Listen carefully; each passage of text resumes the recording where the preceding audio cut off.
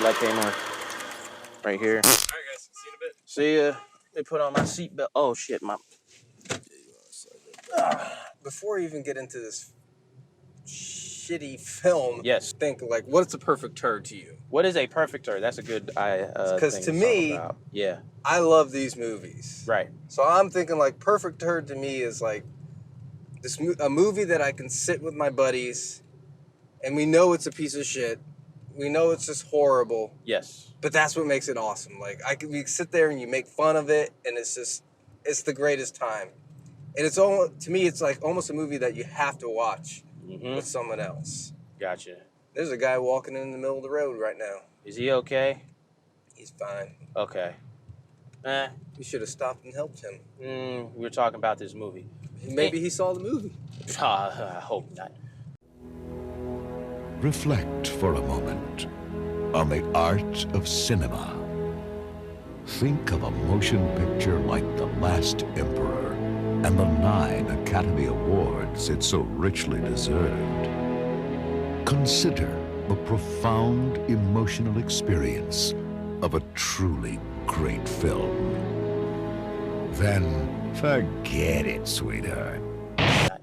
But anyway, for me, a perfect turd is all those things you just said. It's not really, the production quality isn't high, but it at least keeps my attention. It at least follows a path, even though it has some crazy stuff in it. Yeah. Sometimes with like these B movies, they go off the gimmick, and that gimmick goes for like 15 minutes, and then it's just done. And then all you're doing is riding around, I don't know, in the desert, getting shots. But if you can keep my interest with something going on, then it's a perfect turd. You got to just keep my interest. Right. All right. So that's kind of like what this thing is all about. Yes.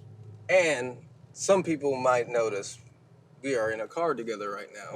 We are definitely in a vehicle. We are in a vehicle. Mm-hmm. So we drive, we hang out, we drive, we watch movies, and we just kind of go for a ride and talk about shit. And I'm about to let one rip, man. I'm sorry.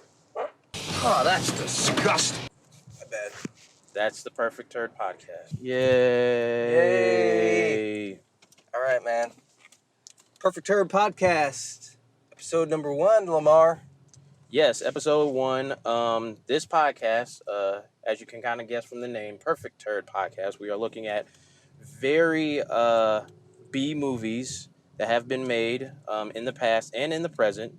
And we are looking at to see if they have any quality whatsoever. Maybe there is, probably isn't. But we're going to try to find some that have, some redeeming quality in them. Yeah. And the first one we did was Hell Comes to Frogtown. Yes, if you want a brilliant film, you can go right to... We're going to Frogtown. Hell Comes to Frogtown. Hell Comes to Frogtown is about Sam Hell, also with, I cannot remember this woman's name, Sandahl Bergman. We're going to Frogtown. Playing as Spangle as Roddy Piper's character Sam Hell. He is one of the last fertile men on Earth. This man is carrying a loaded weapon. He has to team up with Miss Spangle to go on a rescue mission of a group of fertile women in this frog people, what would you call them? They're like mutants, I guess. They're like half. They're not really some real. Some of them are half. Yeah. And some of them are like full-blown frogs. What's this? Oh, just someone we're having for dinner tonight. Yeah, that's probably a thing we're going to talk about for the movie. Some are full frogs, some are not. But yeah, they have to go on a mission to basically save these women from frog people. Anyway. Hell Comes to Frogtown. Oh, man. Well, would you want to start, or... Go ahead. Okay, let's run this Joker down a little bit. So, kind of the escape from LA, like, they capture Piper's character. Right. And they need him to help repopulate the world. Yes. And so they get him they trap him from the Escape from New York style, like, they lock him in, like, a chastity belt that has like a bomb attached to it. How am I supposed to, There's a flap. I wanted to talk about that, but yeah, go Which ahead. is always like the thing, like they went in Escape from LA, they were like, well, we put a virus or something in you or whatever. Like there's always this threat, like if the government, like, hey, if you don't do this, you're screwed. Yes. So they stole that idea completely, right? Yes. And then all the fate of the world and all these fertile women are in the hands of Rowdy Roddy Piper. Yeah. I don't know. What do you think about that? I guess the first plot problem that I have is, okay, if you're trying to repopulate the world, why would you attach a bomb to this man's penis? That kind of defeats like the purpose of repopulating the whole world. And I guess that gives him some incentive, but it's like, on the other hand, well, if he does get out of line and you do pretty much blow up his dick, oh, okay, well, that's it. It's government equipment now. That was very weird to me. And like, we haven't even talked about the frog people yet. Well, so what we talked about so far, Yeah. the premise of him having to repopulate the world, Yes. blah blah blah blah. Bomb on his that's like penis. a bomb on his hog. Yeah. That's like a movie of itself, right there. Yeah. Then we have the added element of the Frogtown. We're going to Frogtown. Yes. So the frogs were created from some kind of the fallout, essentially, of the nuclear whatever. Right. So half of them are like, some of them are like half frogs, like half mutant, and there's a couple characters that are full-on prosthetic, animatronic, moving mouth frog. So my theory is that they wanted to make them all look like that, Yes. and they just didn't flat out have money, time, or inclination, and they were like, fuck it, man, let's make like some of these guys this mutant, half mutant, kind of human looking, and then the two more important characters are the full-on frog dudes. Yeah, because a lot of them are wearing masks, right? Yeah, like real shitty ones too.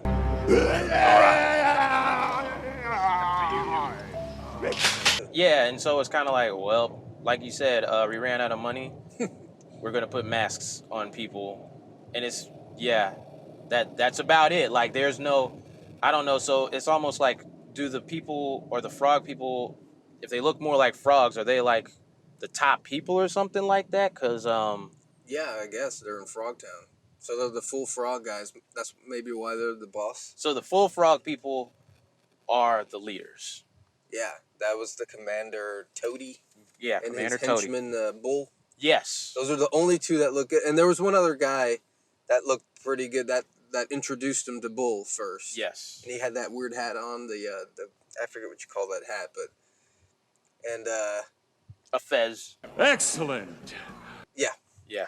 And so those three. So they had basically three legitimate frog-looking dudes. The rest kind of half mutant, almost like a latex prosthetic. I don't know what that was, but they didn't look like frogs. They didn't even look like half frogs. No. They kind of just looked like someone slapped a bunch of latex on people's faces. They had some budget problems. You think? Yes. I think they blew out the budget on Piper. Yeah, and that's the crazy part, because the other classic movie that he's in, They Live, Right. came It's out. actually good. Yeah, that's really good. The same year, 1988, that movie came out, and then he has this movie. I guess, he was, a big star back then. He was a big wrestler. Yeah. I mean, he's at his height of his wrestling career pretty Yep. much. 88. Yeah. So, yeah, everyone knows Piper at that time. Yes. So, out of the $7 million budget, it wouldn't surprise me if he got $1 million, if not more. Yes.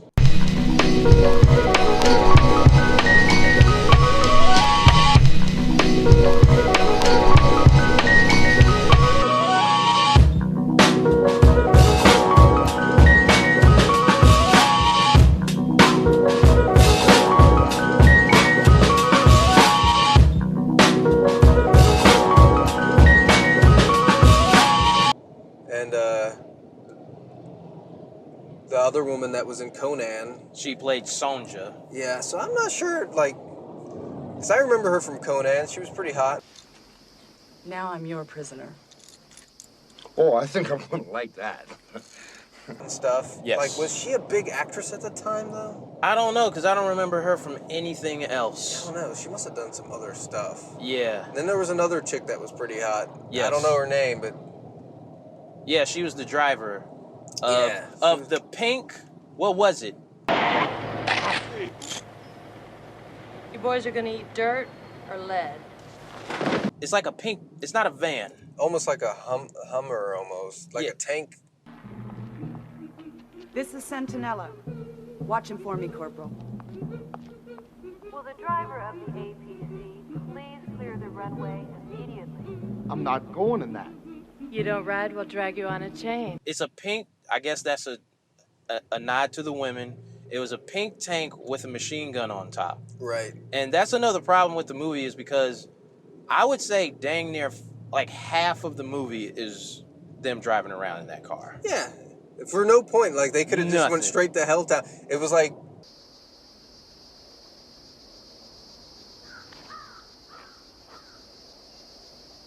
And now that you mention it, mind if I take a little stroll? Why? I got one of the roses, huh? a majority of the movie was like, he's trying to escape. But then he's like, oh, I can't escape because I have this remote control bomb strapped to my junk here. Yes. And then, but he would always still kind of like try to escape. And then they were, trying to seduce him. Yeah. Like, yeah, I just didn't get any of that. It was kind of no point to that. Yeah. Other than seeing that one chick topless, I guess, was a thing. Right? Because that's like in the 1980s, like you have to have violence and topless women. Yeah. Right? That's like every action movie back then. Pretty much. So they hit those beats. Right. They hit those beats. And so, okay, they finally get to Frogtown. Yeah. And Frogtown, it looks like it was just like in a factory somewhere. Yeah. Slash bar. Right. Well, they made it sound like when the guys started to turn into mutant frogs that they were pushed into Frogtown. Like the humans, like, forced them there. Yeah. And then, so they get to Frogtown, and then you have the other kind of 80s cliche. He meets up with, Piper's character meets up with one of his old pals, like the older guy. What was his name? Looney, you're alive! Hell, wasn't it? Yeah, it was blah, Looney. blah, blah. We'll just call him Looney. We know that's right. He basically meets up, hey man, I'm glad you're here. Looney leaves. Right. Then he goes into this whole explanation of how this dude saved his life as a child. Right. This whole thing, I owe my life to him. And that's it. Like, you don't see him until later when he comes kind of to save the day. Fun's over. Not yet, Wardy. And, Yeah. well, I guess he was, Well, that guy was there Interspersed. because he was selling, he was trading with the frogs, essentially. Yeah. He was finding stuff, and so that's how that guy was there. But, it always just happens that you run across your old friend that you haven't seen in forever. They told me that you were pancaked in a mine shaft in Eagletown after the war. Oh, you know I got 9 lives. yeah, Your old mentor. my mentor that just happened to be around the corner. Turn this fucker around. Yeah. So, yeah. They have to break into Frogtown because they're trading. And then, this is also weird. So, Sam Hell has to pretend like he's trading Spangle. Yeah. Yeah, that's their plan to get into Frogtown. And so, he acts like he's trading this woman off. Yeah. Like you said, this movie wouldn't get made today. Because that's very weird. Because Yeah. he's trading this woman to frog people. Right. And he has her chained up and everything. And then, How about it, boys? Auction!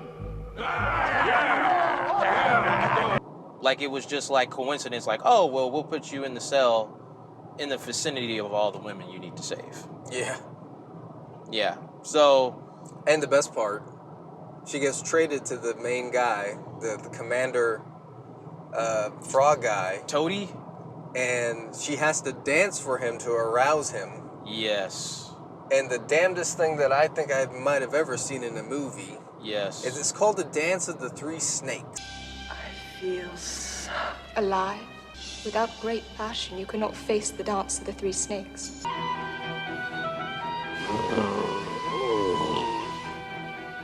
And they never explain it. Never explain it. Never. But yes, almost like his robe starts going up. Almost like his... almost like his rods are going up, right? Yeah. Well, first she starts dancing, and she's trying to resist, and then she just can't resist. Yeah. Three snakes, right? Right. And then the music goes, she starts dancing, and he's getting this, he's... Like he's... Yeah. And the three snakes start coming up, and I'm sitting there like, good Lord, man, what in the hell am I watching right now? Someone wrote this. Someone wrote this. Some pervert. Someone wrote this. So, I don't know anything about frogs, but does a frog have three...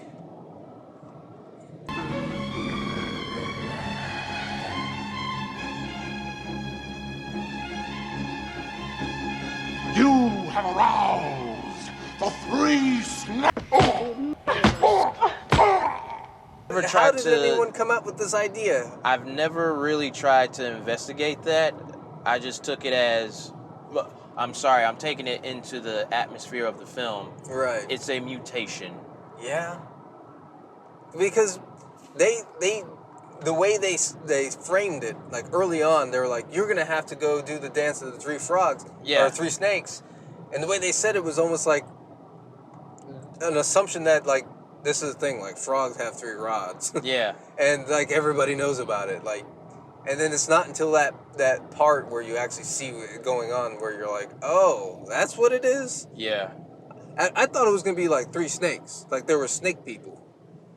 I was like, she's gonna dance for three snakes, okay. Or maybe a challenge. A challenge, yeah. Yeah. I mean, they got this woman from Conan, right? So I'm like, man, we might have to fight some snakes off or something. Yeah. And then we get that. We get that. We get the three snakes. Yeah. All the while, Sam Hell is getting tortured. And I think it was by his, what was it, Toady? Not Toady, Bull. Yeah. Bull. By Bull, you know, because every time like he gets too far away from Spangle, I guess it electrocutes his penis to the C4 bomb. Yeah. And then if you try to take it off, it also electrocutes him. Yeah. So Bull he has a chainsaw, literally trying to get this thing off. I guess to torture him, get him information, and then he gets it off. It turns out it didn't even work. Yeah. It was fake. So you take out that whole plot device just to scare Sam Hell. And I think Sam Hell basically breaks out some way and beats up Bull while Spangle gets all of the women. Yeah. And then they ride off into the pink Hummer, but they get caught up from the henchmen oh, that's right, yeah. Was it Captain Toady? Right, the Toady and the other bad guy. And the other bad guy. Going my way. The human bad guy. They catch up with them and... Yeah. Yeah. And then, this is the thing, like, then all of a sudden, out of nowhere, they get a samurai sword. Get rid of the weak ones and the criminals. Hand it to me. Oh, he does, yeah. He just... Oh, someone handed him, like, yeah. The sword was behind him, but somebody had to kind of, like, hand it to him, like, in a way. Yeah. Like, flip it to him. He gets the samurai sword, and it leads to, like, the one fight scene in the whole movie between him and Captain Toady, and, of course, I mean, Roddy Piper wins. Right. You always get the feeling, too, like, in a lot of these movies, whether it's Piper or a Van Damme movie, they're fighting these guys at the end, and you're like, man, in real life, he'd just kick his ass in 2 seconds. Yes. I mean, he's like twice the size of the other guy. Yes. right? And he's supposed to be like this, I guess, some kind of criminal guy going on, just raising hell. Yeah. But yet, like, the frog guy gave him some trouble, and the other guy gave him a little bit of trouble or whatever. Yeah. It's like, man, he could have kicked his ass in 2 seconds. Where are you going? To finish it. Stay with the girls. It's to build tension. Yeah. That happens, and then they ride off, and then it leads to basically the last line of the film, which is, well, you have a lot of work to do. A soldier's work is never done. And Roddy looks back at the woman. He's like, I guess a hero's work is never done. Something like that. Something like that, yeah. And then they ride off back, and then, ooh, motorcycle. Oh, motorcycle. Yeah. And that's the end of the movie. Yeah, it did have kind of like an abrupt ending. Like, it had that ending like they were just like, screw it. Like, yeah, let's just end this. Like, let's not wrap it up here. In a weird way, it is, because you have these two things, but they don't really, like, congeal enough. Like I said, it's not wacky enough. Like, they didn't have, like, frog people, like, jumping around. Yeah, so they that's didn't what I'm have looking that for. kind of stuff. I'm looking for full-on frog prosthetic guys all over. That's what I'm saying, man. It's like, it's not enough. No. It's like they're afraid to go all the way with this thing. And you might as well, maybe budget, but you might as well have done that. Yeah. So, yeah, it's just, it may be in the hands of someone else, where they were just like, F it, we're going to have frogs everywhere. We're going to have, like, crazy women trying to kidnap Sam Hell or something like that. That could have worked, but, yeah, they just didn't really go crazy enough. They didn't really follow, like, a singular path where everything met. What do you think of Piper as an actor? Piper. We'll go 2 ways, because there's 2 ways of looking at Piper. Piper is which one? Roddy Piper. Roddy Piper. Rowdy Roddy Piper. Now, how do you think of him? I'm dumb. Sorry. I call him Roddy. I'm sorry. Okay. So, yeah, I just kind of called him Piper. Wrestling fan here. No retreat and no surrender! He's got the mouth! Yeah. So there's 2 ways of looking at him. Yes. As a guy that's a legit B-movie actor, because that's what he is. He's not an A-list actor, right? And as a wrestling actor, a wrestler turned actor. So, B-movie actor, I'm thinking of guys like Bruce Campbell. Right. So, not even close to like a Bruce Campbell. No. But as a wrestling actor, as a, Hulk Hogan. Yeah. Those types of guys that went into wrestling, or that were wrestlers that went into acting later on, I'm saying not too bad. Right? He does his thing. Yeah. Now, I will say this. I think someone needed to tell him to, like, dial it down on certain parts. Eat lead, froggies! But the problem is like, when you have someone that's like, he's like the action hero, he doesn't have too much range. Like, I don't know too much about, like, the films he's been in. Right. And rest in peace to him, because he was a legend in wrestling. Right. Yeah.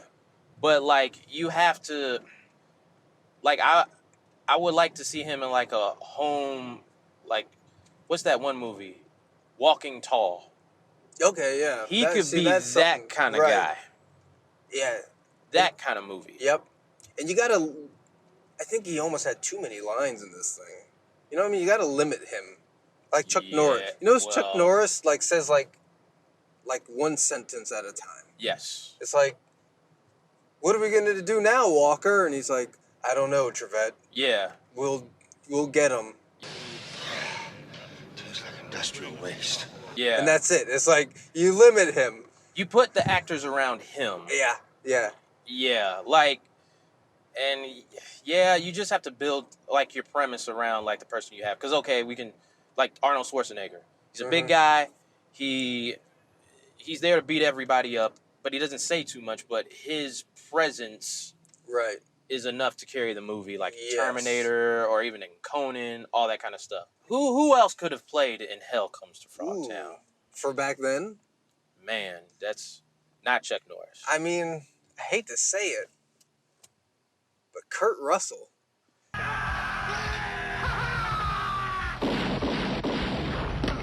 Because Kurt Russell has yes. He's got good kind of a comedic timing. Ah, shit! There goes a perfectly good bumper sticker. I mean, I wouldn't want poor Kurt Russell to be in a shit movie, but Kurt Russell would be the first guy that would come to my mind. Kurt Russell would be the perfect choice. Who else from back then? See, like, Arnold type wouldn't fit. No. Maybe a Bruce Willis, but... Willis, yeah. See, Willis has that attitude. Yeah. That's the attitude. Yeah, you got to have that guy that kind of has that comedic timing, like you said. How am I driving? 1-800, I'm gonna fucking die! The 80s. 80s, man, you could get away with anything. Moonwalk!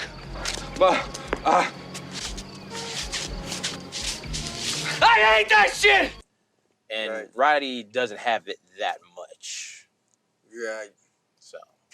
I've got the last penis on Earth. Yeah. Ho, ho, ho. Yeah, ha, ha, ha, ha, ha. Hey, oof. We got to talk about this. Okay, let's hear it. There is a sequel to Hell Comes to Frogtown. Yeah. I haven't seen it. We have not seen it. We have to probably come back to that one. That might be another podcast, yeah. Yeah. So, just the fact that they made a sequel would lead you to believe that some money was made from this thing. Yes. Whereas probably, VHS was big back then. Oh, yeah. So huge. I doubt it made money at a theater. No. I severely doubt that. I have to look up, like, the box office for Hell Comes to Frogtown. Yeah, a sequel was made, which is amazing. Well. Actually, 2 sequels from what I know. Oh, wow. I think there's a part 3, but it's somewhat like one of those ones where it's like kind of unrelated, where it's just let's slap the name on there. Offshoot. It's like, we got some crap script. Yeah. And we've made these 2 other crap movies. We'll just put the name on there. But I don't know. We'll have to maybe see that one too. Yes. Yeah. So. All right. So let's rate this on your particular scale and what you're looking for. Yes. We'll do 1 to 5. 1 to 5. So 5 being the most perfect of perfect turds. Perfect of the perfects. I would have to dang near. This is a 1. Because here's the biggest problem. They have 2 ideas that don't kind of go with each other. Okay. These ideas could be 2 separate movies. You're either going against frog people, or it's like the last man on Earth, and like, I don't know. That would be cool. Like, women are vying for like the last man on Earth, and he has to like, I don't know, evade them or something like that, or some crazy plot. Right. But they combine them, and it's just like all over the place. Plus, a lot of the movie is just them riding around in a pink Hummer with a machine gun.